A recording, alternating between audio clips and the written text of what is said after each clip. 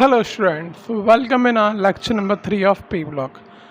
अपन ने पिछले वीडियो में एटॉमिक रेडियस और इलेक्ट्रॉनिक कॉन्फ़िगरेशन डिस्कस करा था। आज अपन डिस्कस करेंगे आयोनाइजेशन एंथैल्पी, इलेक्ट्रोनेगेटिविटी और भी काफ़ी 2-3 प्रॉपर्टीज हो रहे हैं, जैसे मेटेरियल नेचर हो गया, आपका रिएक्टिविटी हो गई, तो वो सब अपन को डिस्कस करना है ना। तो शुरुआत करेंगे अपन आयोनाइजेशन एंथैल्पी से। ठीक है, अब ये एंथैल्पी होती क्या है, आप लोगों ने 11th क्लास में पढ़ा होगा। Ionisation enthalpy P block chapter थे 11th क्लास में, उसमें आपने आयनेशन एनर्जी या फिर आयनेशन एंथैल्पी पढ़ा होगा। ये होती क्या है, पहले इसकी डेफिनेशन बता देता हूँ। It is the energy required to remove an electron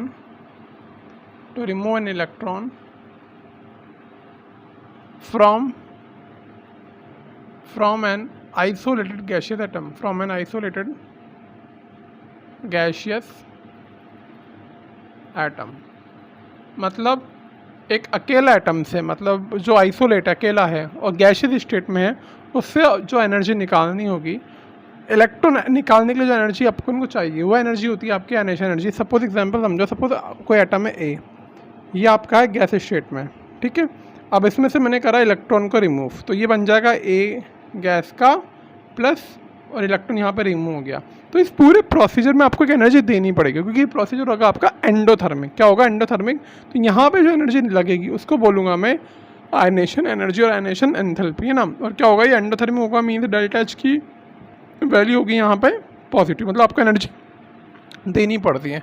तो अपन को अब ये ट्रेंड पढ़ना है कि नाइट्रोजन फैमिली में जो ट्रेंड है उसमें इस एनर्जी का ऑर्डर क्या रहेगा, किसके लिए ज़्यादा होगी, किसके लिए कम होगी, है ना। तो I repeat, energy required to remove an electron from the isolated gaseous atom is called as ionisation energy.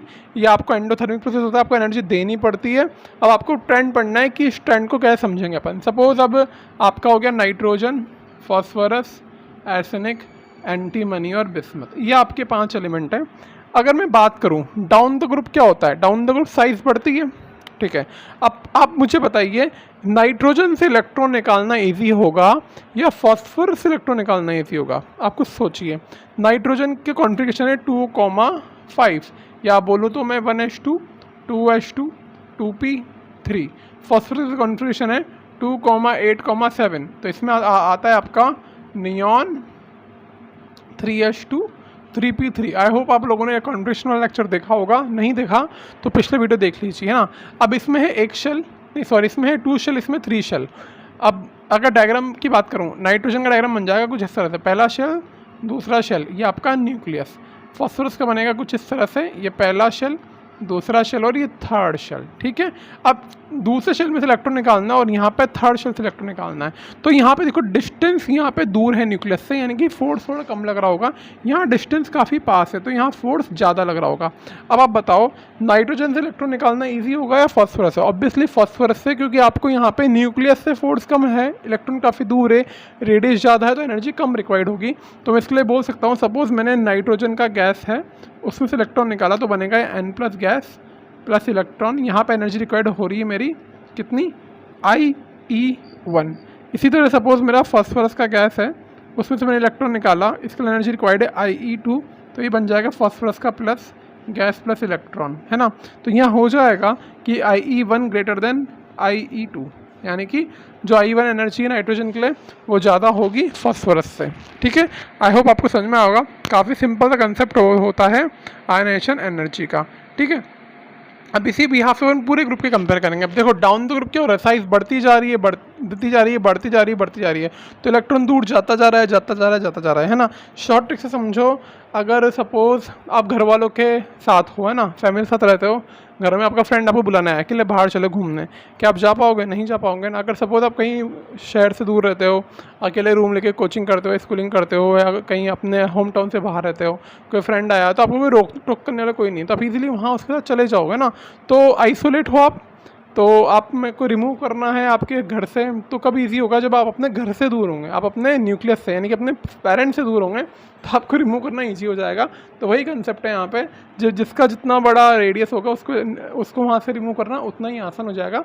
तो सिंपल सा ट्रेंड है। अगर मैं आई का ऑर्डर की बात करूँ तो नाइट्रोजन के लिए सबसे ज़्यादा एनर्जी लगेगी, उससे कम लगेगी फॉस्फोरस से, उससे कम लगेगी आर्सेनिक के लिए, उससे कम लगेगी एंटीमनी के लिए, उससे भी कम लगेगी बिस्मथ के लिए। बिस्मथ आसानी से अपना इलेक्ट्रॉन लूज़ कर देगा, है ना। तो यहाँ पे अगर आपको लिखना हो कि मैं यहाँ पे इसके लिए रीज़न क्या लिखूँगा, तो रीज़न हो जाएगा लार्ज साइज़, ठीक है। तो मैं ऐसे लिखूँगा as atomic radius increase, as atomic radius या atomic size increase, ionization energy decrease. ये आपका रीज़न हो जाएगा। सिंपल सा कंसेप्ट का आयनेशन एनर्जी का कि डाउन द ग्रुप डिक्रीज होगी। तो नाइट्रोजन फैमिली के लिए सबसे ज़्यादा आई होगी आपकी नाइट्रोजन की, सबसे कम आई होगी बिस्मथ की। सबसे ज़्यादा एनर्जी इलेक्ट्रॉन निकालने के लिए इसमें रिक्वायर्ड होगी, सबसे कम एनर्जी इसमें रिक्वायर्ड होगी ना। तो आई होप आप ये समझ गए होंगे। इसको नोट डाउन करिए वीडियो पॉज करके, तब तक मैं आपके लिए अगला टॉपिक रेडी करता हूँ। देखो अगला आपका इलेक्ट्रोनेगेटिविटी। अब ये क्या होती है? Tendency to attract shared pair of electron. अब आपको याद होगा, आपने पढ़ा होगा 11th क्लास में, फ्लोरीन है क्लोरीन है, कौन ज़्यादा इलेक्ट्रोनेगेटिव होता है? ऑब्वियसली फ्लोरीन ना, क्योंकि फ्लोरीन पे माइनस का चार्ज इजीली आ जाता है, क्लोरीन पे नहीं आ पाता, है ना। तो अपन को यही ऑर्डर पढ़ना है नाइट्रोजन फैमिली के लिए कि इलेक्ट्रोनेगेटिव ऑर्डर क्या होगा। उससे डेफिनेशन क्या होगी? Tendency to attract shared pair of electron is called as electronegativity, है ना। अब आप बात करो कि नाइट्रोजन ज़्यादा आसानी से इलेक्ट्रॉन पुल करेगा या फास्फोरस पुल करेगा, ठीक है। नाइट्रोजन, फास्फोरस, आर्सेनिक, एंटीमनी और बिस्मथ, ये आपका नाइट्रोजन फैमिली का एलिमेंट है। इसकी कॉन्ट्रीब्यूशन है 2,5 यानी कि 2p3। ये भी स्टेबल होना चाहता है, ये भी स्टेबल होना चाहता है, ये भी स्टेबल होना चाहता है, सबकी कॉन्ट्रीब्यूशन 2p3 आ रहा है। तो सबके सब इलेक्ट्रॉन लेना चाहेंगे अपने आउटर मोस्ट शेल को फिल करने के लिए, पर सबसे इजीली कौन इलेक्ट्रॉन लेगा? सबसे इजीली कौन लेगा? नाइट्रोजन लेगा, क्योंकि नाइट्रोजन में क्या है, आउटर मोस्ट शेल जो होगा नाइट्रोजन का वो न्यूक्लियस के काफ़ी पास है, तो जो इलेक्ट्रॉन आएगा ये इसको आसानी से पुल कर लेगा। यहाँ पे क्या होगा, जो आउटर मोस्ट शेल इलेक्ट्रॉन होगा वो काफ़ी दूर होगा, तो इलेक्ट्रॉन आएगा तो यहाँ पे फोर्स कम लग रहा है, तो उसको होल्ड नहीं कर पाएगा इतनी आसानी से। इसी तरह से डिस्टेंस बढ़ता जाएगा, तो न्यूक्लियस से डिस्टेंस बढ़ता जाएगा, तो इलेक्ट्रॉन पे लगने वाला फोर्स कम हो जाएगा। तो that's why down the group क्या होगा, इलेक्ट्रोनेगेटिविटी डिक्रीज। तो यहाँ पे लिख लेंगे अपन इन ग्रुप 15 एलिमेंट ना। अब ये पूरी बात मैं ग्रुप 15 कर रहा हूँ। इन ग्रुप 15 एलिमेंट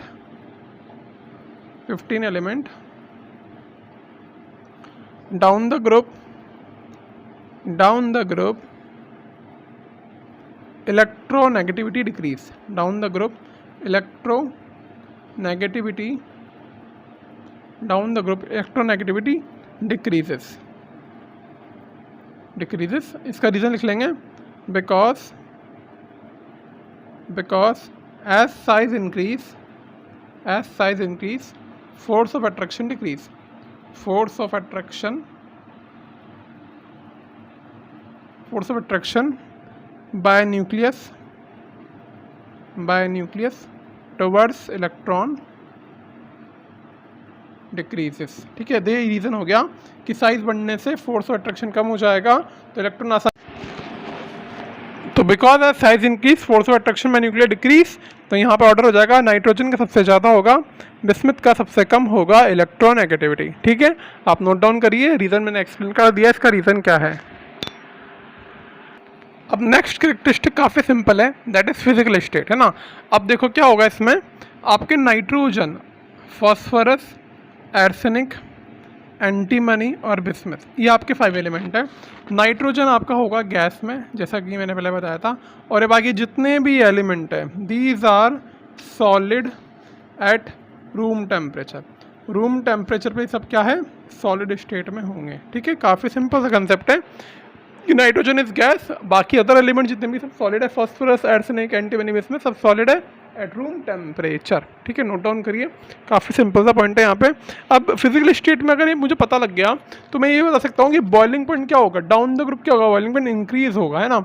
ये बहुत इजीली बॉइल हो जाएगा, इसका बॉइलिंग पॉइंट क्या होगा, डाउन द ग्रुप इंक्रीज हो जाएगा। तो मैं बोल सकता हूँ boiling point increases on going down the group, और melting point also increase up to arsenic and then decrease up to bismuth। ठीक है, अब देखो मैं लिख देता हूँ यहाँ पे boiling point increases down the group, क्योंकि आपका गैस से सॉलिड तरफ जा रहा है। और मेल्टिंग पॉइंट में क्या होगा, मेल्टिंग पॉइंट आपका इंक्रीज होगा अप टू आर्सेनिक, है ना, देन डिक्रीजेस। देखो आर्सेनिक तक तो इंक्रीज होगा, फिर बिस्मिथ के लिए and decreases up to bismuth. अब इसका रीज़न क्या होगा, ये इनके मेटलिक कैरेक्टर पर डिपेंड करता है कि मेल्टिंग पॉइंट क्या होता है। लिक्विड स्टेट में इतना जल्दी आता है ना, तो ये मेल्टिंग पॉइंट बड़ा फिर यहाँ पे कम हो जाएगा आपका। ठीक है, तो ये कंसेप्ट है, काफ़ी सिंपल है। ये गैस है, बाकी सॉलिड है, बॉइलिंग पॉइंट हमेशा बढ़ेगा, मेल्टिंग पॉइंट पहले तो बढ़ेगा फिर डिक्रीज हो जाएगा। ठीक है, काफ़ी सिंपल है, वैसे यही आपसे पूछा जाता है फिजिकल प्रॉपर्टीज़ के बारे में, है ना। अब आपका नेक्स्ट इसमें आएगा मेटेलिक कैरेक्टर। ये थोड़ा इंपॉर्टेंट है, इसको अच्छे से देखिएगा। ये क्या होता है, इंपॉर्टेंट मतलब क्या बोलूँ मैं इसको, सिंपल सा कंसेप्ट है, आपने पढ़ा होगा क्लास 10th में मेटल नॉन मेटल के बारे में। तो मैं लिख देता हूँ मेटेलिक कैरेक्टर। अब आप मुझे बताइए नाइट्रोजन क्या है, नॉन मेटल, है ना, फास्फोरस क्या है, नॉन मेटल, और उसके नीचे चलेंगे तो क्या होगा, मेटेलिक कैरेक्टर बढ़ेगा। देखो पहले तो समझो कि मेटल क्या होता है। Metal are those element which can lose electron easily and non metal are those element, नहीं ऐसा नहीं, गलत। Metals are those element which can donate electron, तो प्लस चार्ज आएगा, और नॉन मेटल क्या होंगे, इलेक्ट्रॉन गेन करेंगे इजीली। तो metals are those which can lose electron easily, non metal are those which can gain electron easily. अब बताओ nitrogen क्या करता था, इलेक्ट्रॉन यहाँ से इसको लूज करना काफ़ी मुश्किल होता था, मैंने बड़ा आयनिश एनर्जी, इलेक्ट्रॉन लूज करना काफ़ी मुश्किल है, ये इलेक्ट्रॉन लूज करना काफ़ी ईजी है, तो यहाँ इलेक्ट्रॉन गेन करना ईजी हो जाएगा। तो ये बिहेव करेगा नॉन मेटल की तरह और ये बिहेव करेगा मेटल की तरह, और ये जो बीच के दो होंगे ये आपके बिहेव करेंगे मेटेलॉइड की तरह। मेटेलॉइड क्या होते हैं, मेटेलॉइड क्या होता है, जिनकी कुछ प्रॉपर्टी तो मेटल की तरह होती है और कुछ प्रॉपर्टी नॉन मेटल की तरह होती है। ठीक है, मैंने यहाँ थोड़ा सा मिस्टेक कर दिया, मेटेलिक की स्पेलिंग ये होती है METALLIC। ठीक है, यहाँ लिख देता हूँ nitrogen and phosphorus are non metal because they can lose electron, because they can gain electron easily। ये तो इसका रीज़न हो गया आपके। अब arsenic and bismuth are arsenic and antimony are metalloids.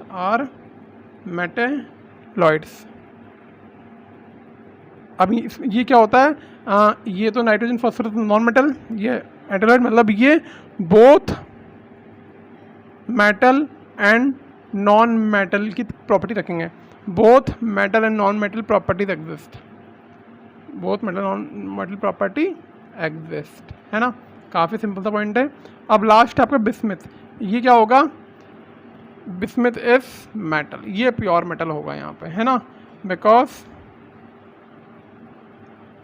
It can lose electron easily, ये काफ़ी आसानी से इलेक्ट्रॉन लूज कर देगा, तो ये आपका बिहेव करेगा किसकी तरह, मेटल की तरह, है ना।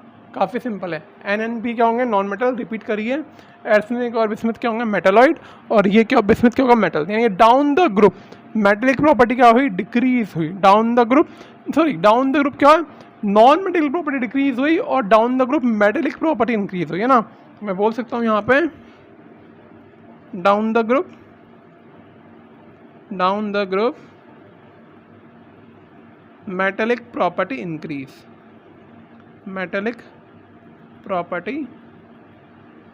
इंक्रीजेस। ठीक है, ये कंसेप्ट अगर देखना है कि डाउन द ग्रुप हमेशा मेटेलिक प्रॉपर्टी इंक्रीज होती है, चाहे कोई सा भी ग्रुप हो, चाहे एस ब्लॉक का हो या डी ब्लॉक का हो या पी ब्लॉक का हो, डाउन द ग्रुप हमेशा मेटेलिक प्रॉपर्टी आपकी इंक्रीज ही होगी, है ना। तो लिख लीजिए इन दोनों कंसेप्ट्स को। अब आपका जो नेक्स्ट टॉपिक है वो है एनोमलस बिहेवियर ऑफ नाइट्रोजन। उससे पहले मैं आपको छोटा सा वैलेंसी का कंसेप्ट बताना चाहूँगा कि वैलेंसी नाइट्रोजन फैमिली की क्या क्या होती है ना। तो इसको चाहो तो हेडिंग डाल के लिख लो या फिर साइड में लिख लीजिए वैलेंसी, ये एक्स्ट्रा में है। नाइट्रोजन देखो 2,5 is the configuration, it required 3 electron to complete its outermost shell, तो इसकी वैलेंसी हो जाएगी 3, ठीक है। फॉस्फोरस 2,8,5 है ना, इसकी वैलेंसी भी हो जाएगी 3। तो नाइट्रोजन फैमिली की वैलेंसी होती है 3 है ना, यानी कि ये 3 इलेक्ट्रॉन गेन कर सकता है। पर इसमें थोड़ा एक्सेप्शन आएगा, नाइट्रोजन फैमिली इलेक्ट्रॉन गेन भी कर सकती है और डोनेट भी कर सकती है ना। फॉस्फोरस जैसे कि याद हो -3 ऑक्सीडेशन स्टेट पे दिखाएगा और +5 पे दिखाएगा। वो कैसे होता है, क्या होता है, वो पढ़ेंगे बनाने वाले लेक्चर में। बस थोड़ा सा कंसेप्ट समझ लीजिए। यहाँ पे देखो 1s2 2s2 2p3 कॉन्फ़िगरेशन है ना।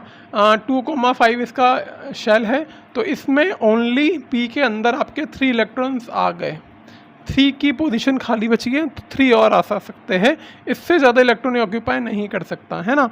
तो मैक्सिमम 2,8 इसकी हो सकती है कॉन्फ़िगरेशन।